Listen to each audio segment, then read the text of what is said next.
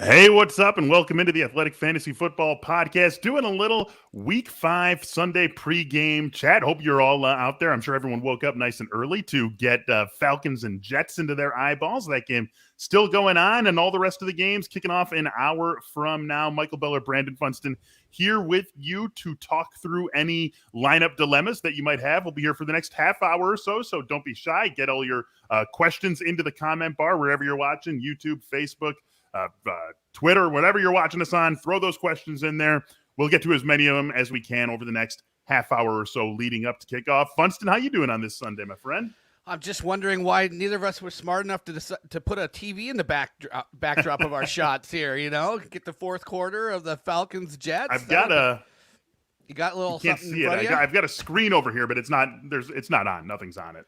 We could have practiced our little booth partnership play-by-play duo here. Yeah, right. See what and just get it like back here or something. Do the Chris Collinsworth slide-in move. That's right. That's right. That would have been next London game. We'll get that going for the next London game. You have any Dalvin Cook on any teams today? I have an Alexander Madison, which that worked out okay. No Dalvin Cook, so. And that's the big news of the day. He is, of course, inactive. Mm-hmm. So, Alexander Madison gets a nice little smash matchup here against the Lions. So, if you were hanging on to him, just hoping that he might get a spot start here and there, that's a pretty good landing spot for him to get one. Definitely a good landing spot. If you've got Madison, you're almost certainly playing him against the Lions today. Vikings 10-point favorites in that game at home. As I said, throw those questions in. We will get to as many as we can over the next half hour or so, and they're coming in hot and heavy. So let's start getting to them here. Funston Christian asks us, Joe Mixon or Damien Harris? Haven't seen anything. Right, Mixon is going to go, but we're not exactly sure to the extent he is going. That would lead me toward Damien Harris. I'm absolutely with you. I mean, it's not in my rankings. I'm not slam dunking it, but I do have Harris ahead of him. I actually think it's a great situation for Damien Harris to get a whole lot of volume. And they're not really using, James White's out. They haven't been activating Ramondre Stevenson. So I think this is really a big get-right week for Damien Harris in terms of volume and production. This is actually good because our next question also has to do with Mixon, and it sort of shows us the two bars that we're operating in, right? Because you want to start a lot of people over Mixon today just because we're uncertain as to what the role is going to be. However, this one from Dominic, Mixon or Mark Ingram, this is where I will say I'll take the uncertainty of what the Mixon role is and go with him. Yeah, I'm doing the same for sure. I would just say that Mixon for me is kind of, we were talking off air before we started this show. You have like a morass of Chuba Hubbards and Latavius Murrays and Alex Collins types, and I have Mixon kind of thrown right into that mix. Like he's almost like a guy that, what's the workload going to be like? How effective is he going to be? It's kind of there's some multiple things there, but the volume's probably okay. So he's going to be sort of an RB 20 to 26 range kind of guy. Yeah, I'm right there with you. So Mixon, I think, gets it pretty easily over Mark Ingram. How about this one from Sean? T. Higgins against a Jair Alexander-less Green Bay Packers defense, or Mike Williams trusting that bounce back against Cleveland? These could be two of the better games. Just forget about fantasy. Just two of the more fun games. 4 good teams in these two games. Who you got in this one, Funston? I'm going back to Mike Will. I'm going to give him the benefit of the doubt of the first 3 weeks. And really, it's T. Higgins now being plugged back in with Tyler Boyd and Jamar Chase. It's another mouth to feed. And I just like the fact that it's a narrower tree for the Chargers. And you got a good quarterback there throwing him the ball as well. Yeah. I'm sorry, Sean. We're going to have to give you 2 differing viewpoints on this, and we'll see which one of you sells you. I go T. Higgins here. I just think that we're going to see a higher scoring game in Green Bay and Cincinnati. It's a 51 over-under, 47.5 or 46.5, depending on where you place your bets, is what you're getting in the Browns and Chargers game. And I think that game plays to an under. That doesn't mean that Mike Williams can't do some damage in a game where there's only 45 points scored. And of course, that assumes I'm right. But I do think that with the way those two teams have played this season and the style that those two teams play by, that's going to be an under sort of game. And I do think that the Packers and Bengals, I think that goes over the 51. So I'm just sort of betting on game environment with what we're seeing from these two games. I just think T. Higgins, even with competing with Tyler Boyd and Jamar Chase, is just that offense is going to have a few more bites at it than we're going to see from the Chargers. So I'm going to go T. Higgins. Funston goes Mike Williams. Sean, I don't know what that does for you, but one of us has got to sell you. One of us absolutely. One of us is right. Yeah, one of us is certainly going to be right. That's true. So choose who you want to believe in here this week. Jacob coming in. DeAndre Hopkins, Jamar Chase, Chris Godwin, Deebo Samuel, A.J. Brown for 4 spots. That's 5 guys, if I can count correctly. Which one of these guys are you benching here, Funston? Oh, my gosh. Yeah. Why? These are 5 top 20 receivers? Yeah, weirdly, I'm almost. It's weirdly you could make a case for DeAndre Hopkins just because he hasn't been healthy, but I think I would go. I think I would go Chris Godwin here. This is tough. I honestly think I have all these guys in my top 20 this week. Yeah, so it's semantics. Is DeAndre Hopkins the sit? I don't think I can sit DeAndre Hopkins. I'm sitting Brown. I'm sitting Brown out of these 5, even without Julio. Against Jackson. Ooh. I know. Well, look, you're sitting a very good player, which regardless of which of the 5 you're sitting a very good player who you want to start.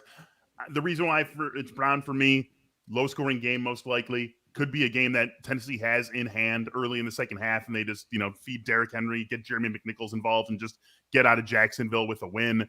And just, he's coming back from injury. So just those 3 things put together, plus the fact that I'm not exactly benching him for bums here, but the other 4 is what leads me to A.J. Brown. I feel uncomfortable benching any of these 5. They're such a tough call that I'll just say you convinced me. Go ahead and say he's probably the least healthy of the group too. And with those knees, you never know. If they get a lead, they could decide to limit his playing time a little bit.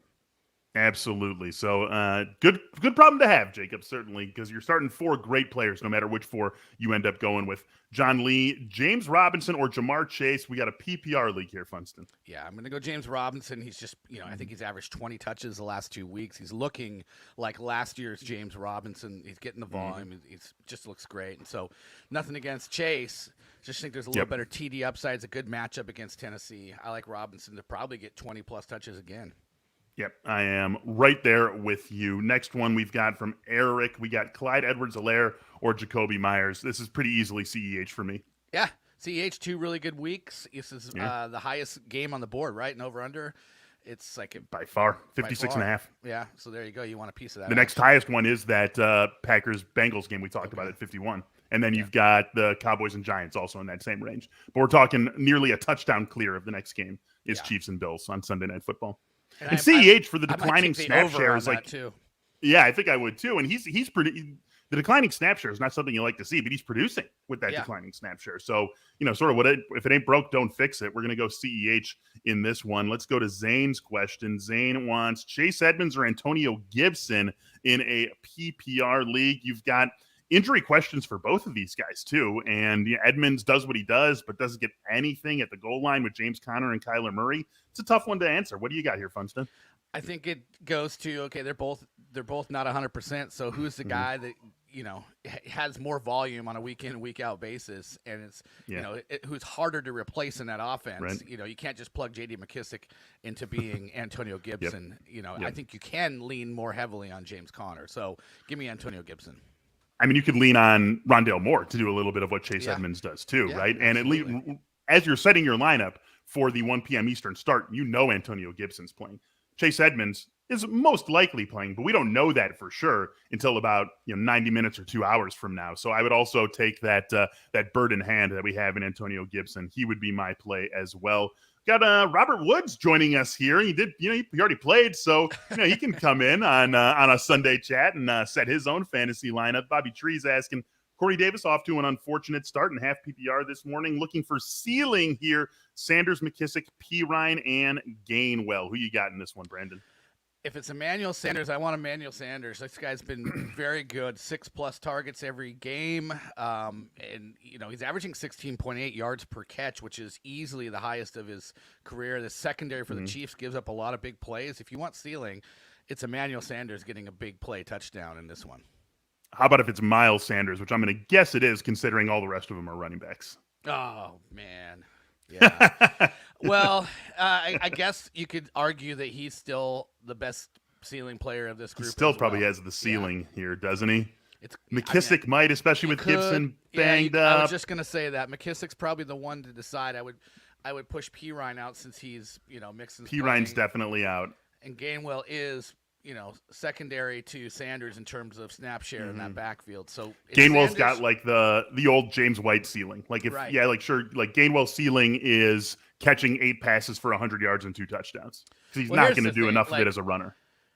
Gibson running into the mouth of that Saints defense could be problematic, and especially since he's not healthy. I mean, I could see an argument. Actually, I'm starting to talk myself more and more into the idea that they might use McKissick on the perimeter in that game a little bit more. So yeah, I think if this truly is a pure ceiling play, Bobby Trees, I think McKissick has if that's all you care about. If you know that there is a much lower floor, which there is with McKissick, and you're just interested in ceiling, McKissick probably the way to go here. Let's get to this one from BCM. Jamal Williams or Javonte Williams, half PPR? I have Javonte ranked just a little bit ahead of Jamal Williams, so that's where I'm leaning. It is close. I'm feeling DeAndre Swift more this week. I think this could be his week. So I know they talked about, Anthony Lynn came out and said, I wished I would have got Jamal Williams some more touches in that last game. They saw some stuff they liked, but I don't know. I'm just not quite buying that that's going to be a tangible change this week. I'm leaning Javonte as well. The one thing that concerns me is, how many points are going to be scored total in Denver and Pittsburgh? Yeah, more points, Denver, Pittsburgh, or New England, Houston? I'm actually thinking New England, Houston. I think I've said this earlier. I think Pittsburgh's the toughest watch in football when it comes to offense. It is bad, but a war of attrition is not a bad thing for Denver and those running backs. Yeah, and Najee Harris. Look at that's good for all running backs involved. Yeah, let's go Javonte. Definitely a tough one though, BCM. So hopefully that one ends up working out for you. Matthew needs 2 out of these 3: Debo, T. Higgins, and Emmanuel. Oh my God, he's just tugging at your heartstrings, Funston. We just need Mike Williams in here, and you just walk off the set and you don't even have an answer. Yeah, I think I have Sanders ranked like in the mid-30s at wide receiver this week, which is really good. It's like I'm sure I'm probably higher than most on Sanders, but you're talking these other guys are. They're wide receiver 2s at worst, and Debo's an arguable wide receiver 1. I think you have to go with Higgins and Debo here, as much as I hate to say it. Yep, right there with you. Let's move on to our next one. This is coming from Jason. Henry Ruggs or Hollywood Brown? Who you got? Well, Ruggs is aspiring to be what Hollywood Brown is this year right now. He's scoring a lot. He's left some on the table, but that was his own doing by not securing the ball, but he's getting opportunities week in and week out, and lots of these weeks he's making big plays and touchdowns. So I got to go with Hollywood here. Got to go Hollywood as well. I like the spot for Ruggs. We've seen the Bears give up a lot of deep plays down the field. We've seen them get burned by deep receivers a lot this season, but I still think Hollywood's just been consistent this year. So there's a question from Brandon. I don't know if you've seen it, but Brandon wants to know Henry Ruggs or Darnell Mooney. Oh, Henry Ruggs or Darnell Mooney. That's a pretty good one, too. I'm going to go with Mooney, though. Okay, cool. Where are you going on that? Brandon F. is going Mooney as well. That was my question, actually. Full disclosure on that. I actually have that decision. I thought it was a pretty good decision, but I leaned Mooney as well. Yeah, you got to love what he did last week with Justin Fields and the Bears designing what felt a little bit more like a Justin Fields offense after week 3 being Justin Fields shoved into an Andy Dalton offense. And I just think that we're going to see a trend even more in the Fields direction now that he's cemented as the starter. Yeah, you look at that Bears offense and you start talking about who it is, and it was David Montgomery and it was Allen Robinson, it's Darnell Mooney. You can't even really talk that much about Cole Kmet or anybody. And now one of the biggest volume guys in the league, and David Montgomery's out. So that's really is. It's just Mooney. It's a lot of Mooney and Robinson and some Damien Williams, but probably not in the amount of a role that Montgomery had. All right, here's a question from Dan, friend of the show. James Conner or Joe Mixon? This is another good one. Conner, right, has been dominating goal line touches for Arizona. You need him to get a touchdown. If he doesn't get in the end zone, he's probably going to have a disappointing-ish fantasy day. He's just not going to be the sort of guy who goes for 100 yards or who catches 4 passes for 40 yards. So you need him to get a touchdown, but it's a pretty decent proposition in a game that's got an over-under of 50 and, could have little to no Chase Edmonds in it. Who you got with these two guys? Yeah, I'm going to lean Joe Mixon here. It's considered a low-grade ankle sprain. I don't know. There's a little bit of mystery there. Is there such a thing as that for a running back? Well, so Virginia Zakas, Inside Injuries, thinks it's a low-grade high ankle sprain. She did not advise the Bengals that they should be playing him this week based on what she saw on the film, what they saw on the film. But, okay, where are you going with this, Beller? I'm going Mixon. They're activating him. They're playing him. He's, it's like if David Montgomery was being activated by the Bears. It's just like you got this typically massive volume share. How much are they changing that? I think I'm going Mixon too, but the cloud of uncertainty hangs over our head with almost any Joe Mixon against reasonable starter. To say like James Conner is a totally reasonable guy to start, even almost regardless of who you're talking about him against. So that's what worries me. Like James Conner, we know exactly what we're getting. We're probably getting 50-ish yards from scrimmage, and we're crossing our fingers that he finds the end zone. There's some comfort in that, even knowing that the floor is, kind of low. With Mixon, we have no idea, or we have, close to little idea what sort of role he's going to be playing. And we're assuming he's going to be something near his normal role, or else why would they activate him?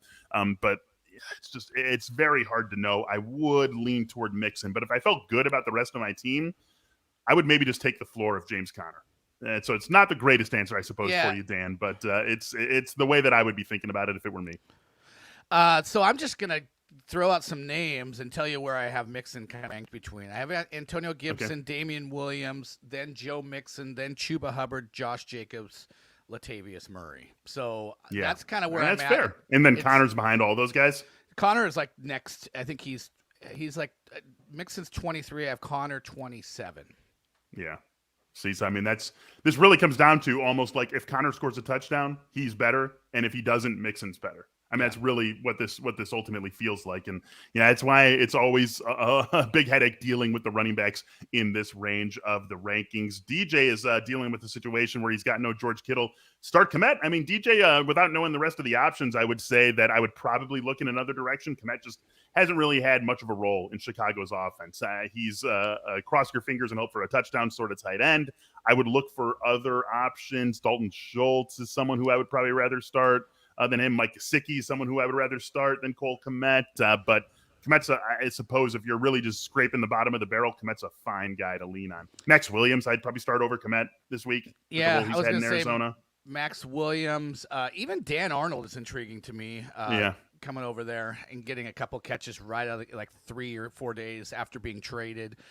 Ricky Seals-Jones is not a bad flyer replacing Logan Thomas. Although Curtis Samuel is active for Washington. Okay. But Ricky Seals-Jones Kmet has done nothing.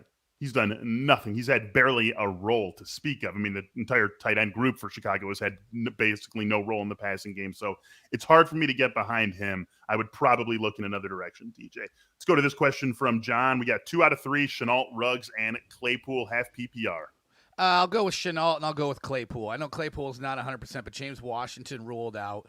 Claypool should be solidified in the outside role. Hardest watch in all of football, you said. I know. I'm not saying I'm going to watch it, but I would expect maybe a little bit more. It's close between Claypool and Ruggs. Just given, I think Shenault to me is the easy one to choose here after watching what happened last week with his role and DJ Chark being out, and the idea that he'll probably get some love a little bit deeper down the field now as well. I'm leaning Claypool over Ruggs. Are you going Ruggs or are you going Claypool? I'm leaning Ruggs over Claypool.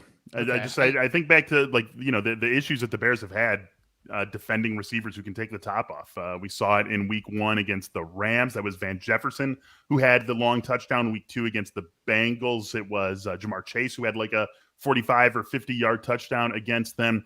Week 3 against the Browns, that was, sort of a game the Browns had in hand comfortably from the start, and they didn't really challenge them downfield. Last week against the Lions, the Lions don't really have anyone who's going to challenge you deep down the field in any significant way. But when the Bears have gone up against receivers who can do that, they have struggled this season, and Ruggs can do that. So I think this is a uniquely good matchup for Henry Ruggs. I'm totally with you on Shenault. With Chark out, he's going to get, I think, a big, big role, and we're going to see him on jet sweeps. He's going to have a handful of carries in this game too. So I do like Shenault the best out of the 3. Let's go to a question here from Yash Patel. Yash, any worry about Damian Harris with the 4 starting linemen out? Back and forth between Amari Cooper, Damian Harris, Visca, and Tony. If that's what we're looking at here, I think I'm leaning toward Amari Cooper out of this group. Oh yeah, I am as well. Yeah, we haven't brought up Kadarius Toney, but he's interesting again this week because the same Giants receivers are out, Darius Slayton, and the one more important for Kadarius Toney is obviously Sterling Shepard. But yeah, I don't think he's not even close to the rest of these guys for me. But he basically has done a nice job of ranking these guys in the order that we probably put them. Yep. Exactly. That's exactly what we're going with here. Let's get on to a question from Kyle. Brandon Cooks or Jamal Williams? We're finally getting the answer to what will it take for Brandon Cooks to not be one of the most underappreciated receivers in the NFL, and the answer is Davis Mills. Exactly. But I think I still start him here. I think I still go Cooks. I would say that this is if you're chasing ceiling, you go Cooks. If you're chasing floor, you go Williams. I mean, because we could literally see nothing from Brandon Cooks against this Patriots secondary. But there's also always a big play potential there. I think, that's exactly the way I would play it. Is safety in Williams, ceiling in Cooks.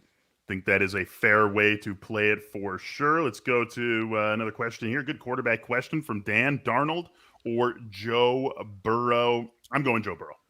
Are you? Yeah, you are a Joe Burrow apologist. I mean, we are all apologist. Not an apologist. A staunch believer is how I would put it. That's right.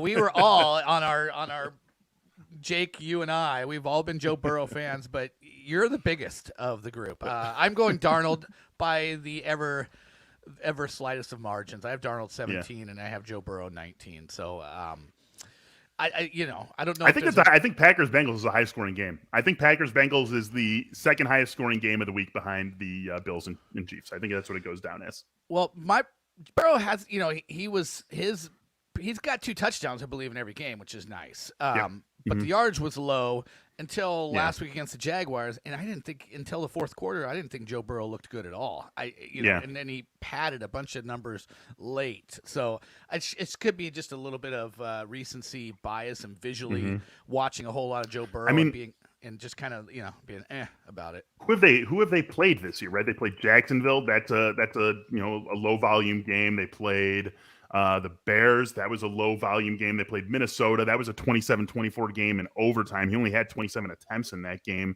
9.67 yards per attempt for Joe Burrow. And then Pittsburgh. I mean, they've played against a lot of teams that stylistically aren't really going to push the pace. And the Bengals are 3-1. They've been happy to play that way. I don't think they can get away with that against the Packers. I think this is going to be the fastest paced game the Bengals have played in this season.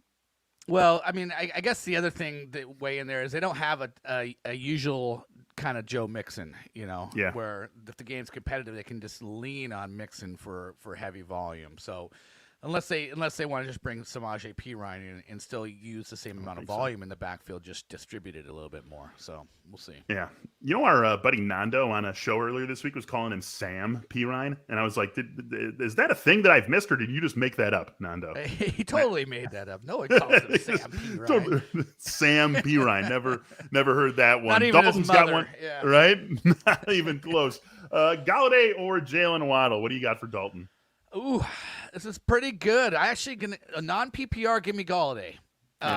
Full PPR, I'm going Jalen Waddle. I think Waddle could just be a very high volume guy. No Devontae Parker. No Devontae Parker. We've seen Gesicki step up with his injuries as well. Be one of Brissett's favorite guys, but the better chance to score a touchdown, Kenny Galladay. So give me Galladay.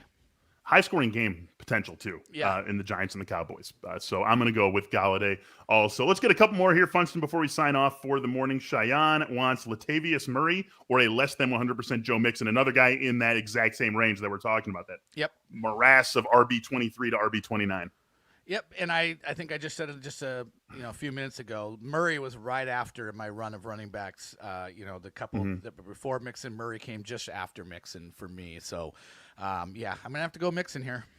All right, Cheyenne, we're both 100% on Joe Mixon on this one. Last question, we're gonna call it a show right here. Chuck asks us Hunter Henry or Evan Ingram. What do you got here, Funston? I kind of like what I've been seeing with Hunter Henry lately. I think we could see a little bit more Evan Ingram this week, but I'm going to go Hunter Henry. I think I'd give him a better chance of scoring a touchdown as well against Houston. I'm going to go Evan Ingram here. Let's, sign off on a disagreement. Give me Evan Ingram. Again, I'm playing the game. I'm playing the game environment, and I'm playing the fact that those receivers are out for the Giants. So I would expect Galladay, Toney, and Ingram to be the 3 most targeted guys for Daniel Jones in a game with an over-under of 52, where I like the Cowboys to cover the 7, but the Cowboys offense is going to force the Giants to play catch-up, or at least to, try to stay with them. Maybe they don't have to play catch-up. Maybe they play better than I think they're going to play, and they're with them all game, but the Cowboys are going to score. So either the Giants are playing catch-up or they're staying with them at a 30-point pace. And so I like that game to be high scoring, at least on the Cowboys side. So I think Ingram's going to have some opportunities. I mean, that game, man, that Houston-New England game has ugly written all over it. This is a Russell Wilson manager who just recently picked up Daniel Jones in a couple places. So I hope the Giants score some points too, because this Danny Dimes might be the guy I'm riding for a few weeks here.